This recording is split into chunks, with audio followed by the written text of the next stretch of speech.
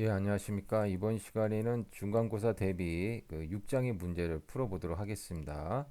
1번을 보니까 틀리게 설명한 것을 고르라고 했거든요. 보기 1번이 뭐 시가에 비해 종가 하락했기 때문에 봉 차트 색깔이 어떠냐 뭐 이렇게 물어봤는데, 일단 여러분들 우리가 그 봉 차트에 대해서 우리가 공부를 했었죠. 그래서 여기 그림에서 보시다시피 지금 보시게 되면 문제에서 그 시가에 비해서 종가가 하락했다. 그러니까 시가가 만약에 100원인데 종가가 만약에 90원이라고 한다면 시가에 비해서 종가 하락했죠. 그때는 이렇게 봉 차트를 파란색으로 나타내는 겁니다. 이걸 갖다 우리 이제 음봉이다 이렇게 음봉이라고 이야기하고요. 그다음에 이제 반대로 시가가 만약에 100원인데 종가 끝난 가격이 110원으로 오르면서 끝났다면 이것을 우리는 양봉이라고 할 수가 있겠습니다. 어쨌든 보기 1번은 이제 맞게 설명한 거라고 볼 수가 있고요. 그다음 이제 2번 단기 이동 평균선이 장기 이동 평균선이고요. 그다음 이 장기 이동 평균선을 갖다가 단기 이동 평균선이 이렇게 상향 돌파를 했습니다. 그러면 우리는 이것을 갖다가 골든 크로스라고 하고, 예, 매수 신호로 보시면 되겠습니다.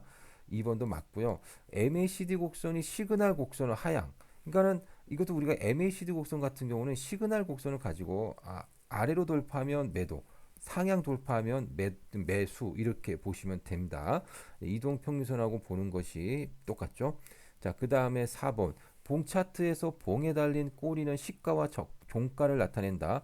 여기 보시게 되면 이게 고가가 있고요. 그 다음에 저가가 있고, 따라서 고가를 나타낼 때는 이렇게 위로 꼬리를 달고 밑으로 꼬리를 이렇게 다는 겁니다. 예. 자, 그래서 예, 보기 4번은 틀리게 설명한 거네요. 봉에 달린 꼬리는 시가와 종가가 아니라 저가와 고가를 이야기합니다. 그래서 시가하고 종가를 나타내는 것이 아닙니다. 그래서 답은 예, 4번이 되겠습니다. 그 다음에 2번을 보도록 하겠습니다.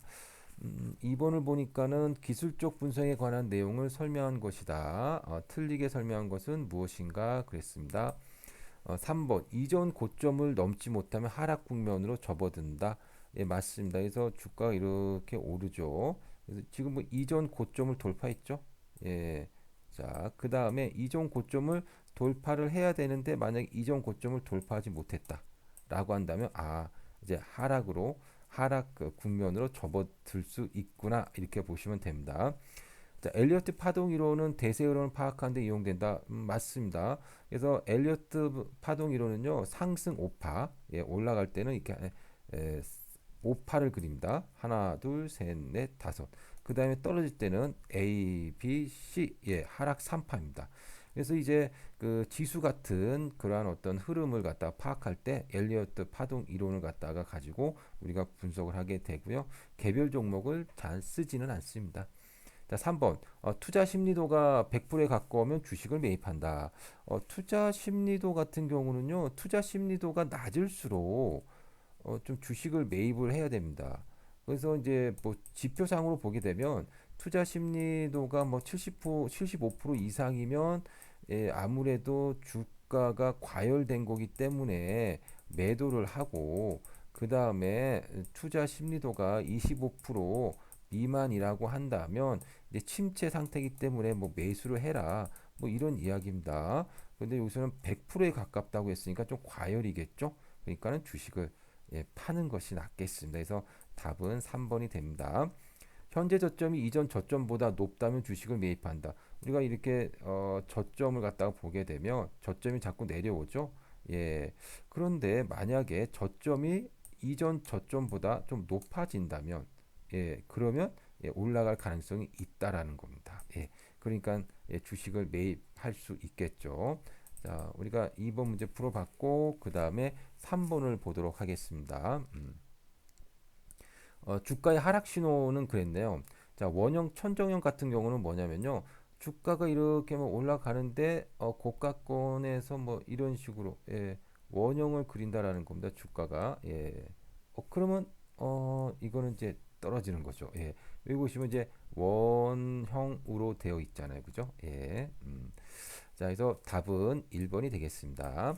자, 그다음 이제 삼봉 바닥형은요. 봉우리가 세 개죠. 하나, 둘, 셋 이런 겁니다.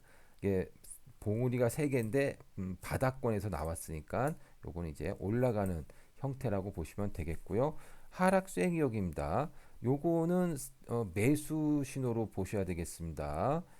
왜냐하면은 이제 하락 쐐기형이 결국은 하락을 하는 걸 갖다가 못하게끔 쐐기를 박는다라는 거니까 하락을 못하면 올라가는 거죠. 그래서 우리가 하락 쐐기형의 그림을 그리게 되면 대충 이런 식으로 그리게 됩니다.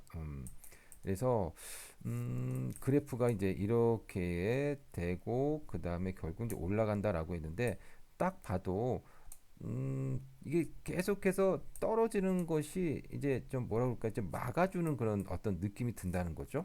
잘 안 내려갈 것 같은 모양, 잘 안 내려갈 것 같은 모양이라는 겁니다. 하지만 반대로 상승 쐐기형 같은 경우는 여기 이제 올라가긴 올라가는데 예, 잘 안 올라갈 것 같은 그런 어떤 모양이 되다 보니 요거는 예, 상승 쐐기형이고 요거는 이제 하락으로 봐야 된다라는 겁니다. 자, 그 다음에 이제 4번 저점에서 밑으로 긴 꼬리를 달았다라는 건데 우리가 밑에서 긴 꼬리를 달았다고 하는 것은요. 여기 이제 저가라는 뜻이고 하루 중에 여기까지 내려갔다가 그 다음에 이제 주가가 쭉 올라온 거죠. 그러니까 아무래도 예, 좀 이제 매수 관점으로 보는 것이 예, 좋겠다라는 겁니다. 자, 이렇게 해서 3번의 답은 1번이 되겠습니다. 4번 기술적 분석에 관한 내용이다. 틀리게 설명한 것은 무엇인가? 음, 1번 기술적 분석은 그 과거의 주가 형태를 바탕으로 미래 주가. 기술적 분석의 정의가 이런 겁니다. 과거를 바탕으로 미래를 예측하는 거. 예, 맞는 내용이고요. 2번 투자 종목 선정 시에 사용된다.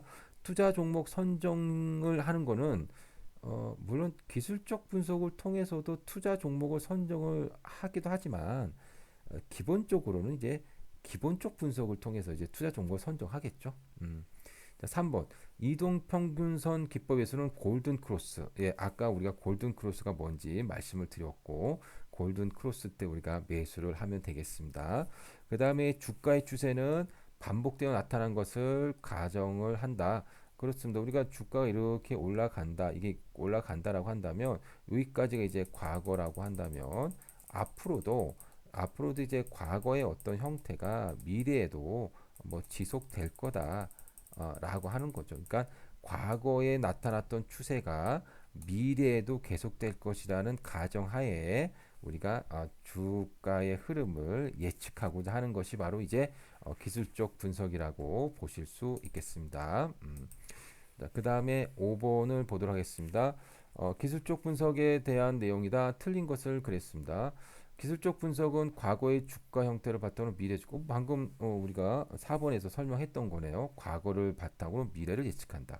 2번 매매 시점의 선택뿐 아니라 종목 선정 시에도 사용된다.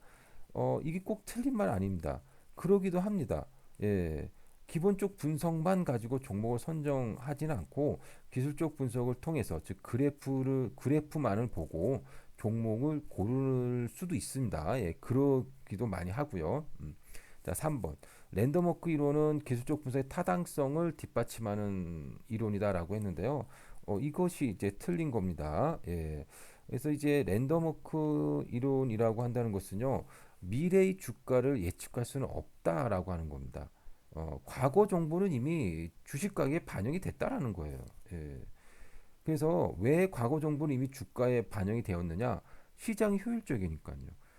효율적 시장은 과거의 정보가 신속하고도 정확하게 주식 가격에 반영이 됐다라고 보는 거거든요. 그래서 이미 정보들은 다 반영이 됐기 때문에 그러한 정보를 가지고는 앞으로 미래를 알 수는 없다라는 게 바로 랜덤워크 이론이라고 볼 수가 있습니다.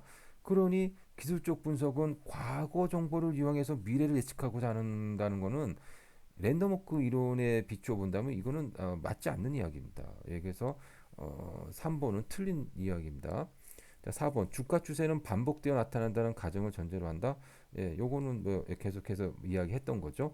과거의 어떤 추세가 미래에도 계속해서 나타난다라고 가정한 것이 바로 기술적 분석입니다.